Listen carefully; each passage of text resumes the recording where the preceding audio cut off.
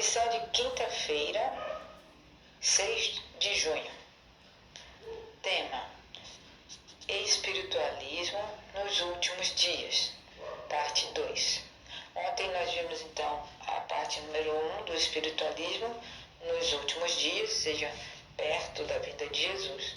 Hoje nós estamos vendo essa segunda parte. E nós temos que manter em mente que a nossa esperança de salvação está em Cristo. Suas mãos manchadas de sangue nos convidam a aceitar o sacrifício oferecido a um custo infinito, a vida do próprio Filho de Deus. Em breve, Cristo voltará para reivindicar os seus, ou seja, Jesus vem para buscar os que são fiéis a eles. A segunda vinda de Cristo é a nossa bendita esperança. O objetivo de Satanás é destruir essa esperança. Satanás realizará maravilhas, ou seja, ele fará coisas como um mágico, mas com muita habilidade. E qualquer coisa que leve as pessoas para longe da verdade e da salvação em Cristo. É isso que Satanás está fazendo agora e vai fazer mais ainda quando estiver próximo à vinda de Jesus.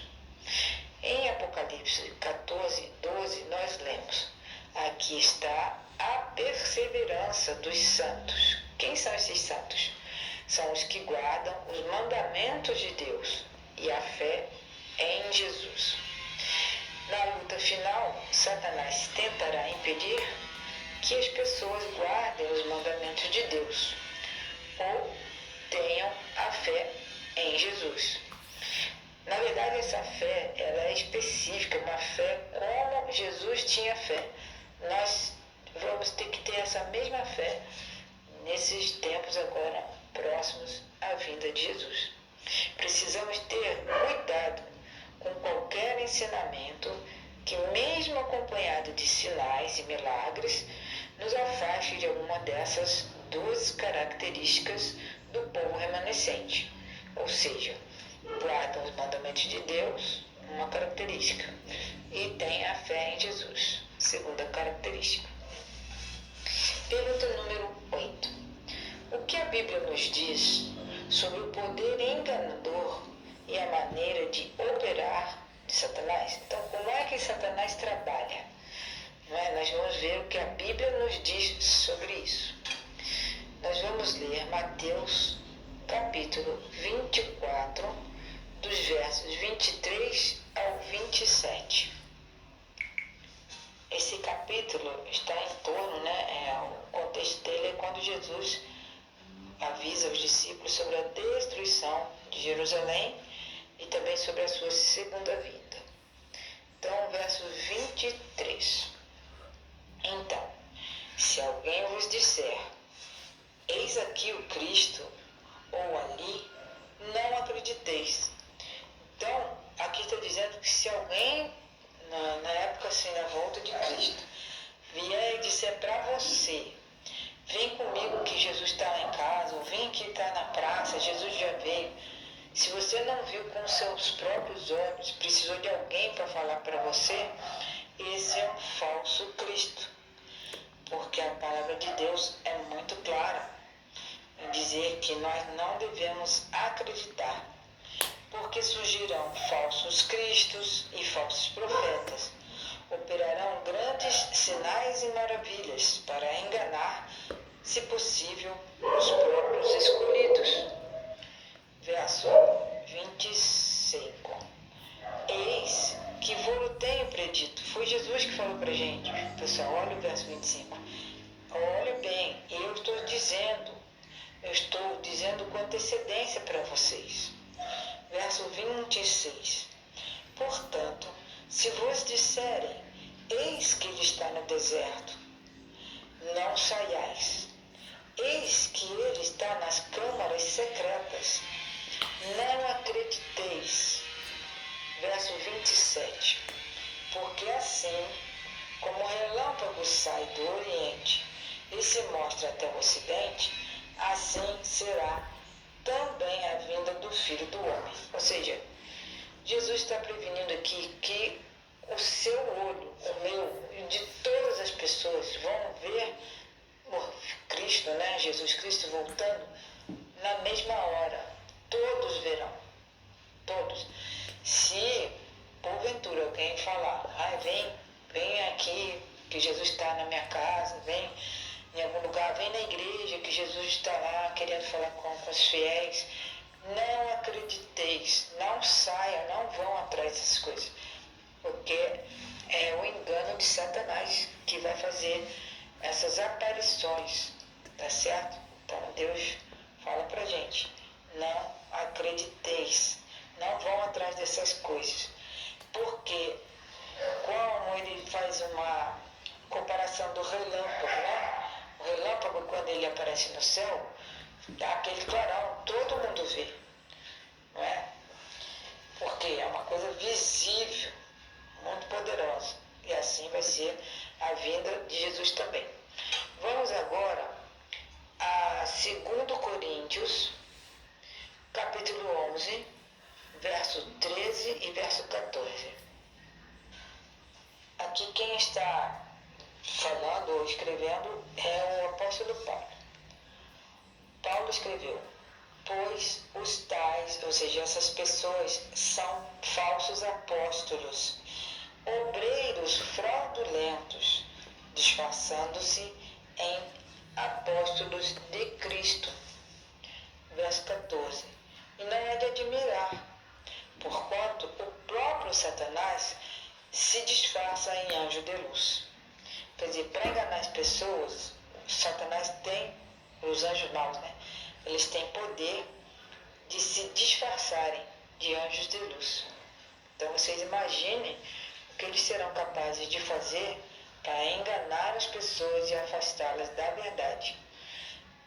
Tá certo? Então vamos para a palavra de Deus para que nós possamos não ser enganados por essas coisas, né? Essas maravilhas, esses disfarces e essas mentiras que vão ocorrer pouco antes da volta de Cristo. Aliás, hoje em dia nós já vemos, né, muitas pessoas se dizendo que é Cristo, tem pessoas que se vestem como aquele tempo de Jesus e põem coroa de espinho na cabeça e diz que é o Cristo. Hoje nós já vemos isso, mas no futuro a coisa vai ser muito pior. Então vamos tomar bastante cuidado. Então, ainda sobre a vinda de Jesus, né, para a gente se preparar, em 2 Tessalonicenses 2, dos versos 9 a 12, nós lemos, né, alguns conselhos. Vamos ver o que acontece aqui. Verso 9. A esse iníquo, cuja vinda é segundo a eficácia de Satanás, com todo o poder e sinais e prodígios de mentira e com todo o engano da injustiça. Injustiça é tudo que é contra a palavra de Deus. Com todo o engano de injustiça, nos que perecem, porque não receberam o amor da verdade para serem salvos. Ou seja, as pessoas recusaram o amor de Deus. Verso 11. E por isso, Deus lhe envia a operação do erro para que creiam na mentira. Ou seja, Deus deu tantas chances para as pessoas todas, né, no mundo inteiro, para que elas pudessem aceitar o seu grande amor. Aí, já que elas não aceitam a verdade, ele deixa as pessoas decidirem, então, o que eles realmente querem. Verso 12. Para que essas pessoas, né, para que sejam julgados todos que não creram na verdade, mas antes tiveram prazer na injustiça. Então, todas as coisas que Satanás faz é contra Deus. Isso é injustiça, toda injustiça. As pessoas que têm prazer na injustiça, que são contra Deus, como Satanás é, e fazem coisas que são coisas abomináveis na presença de Deus, então Deus não vai mais insistir com elas, vai deixar que elas escolham realmente por si mesmas.